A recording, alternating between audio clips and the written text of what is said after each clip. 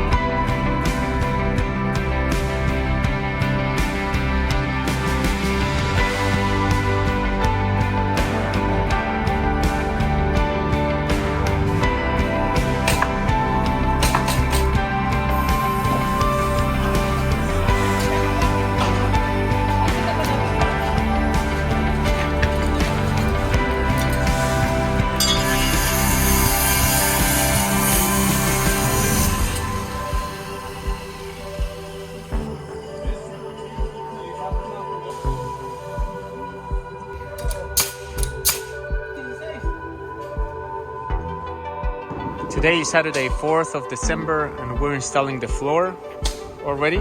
One of the things we noticed and we already talked about is the cable that is so close to the workers.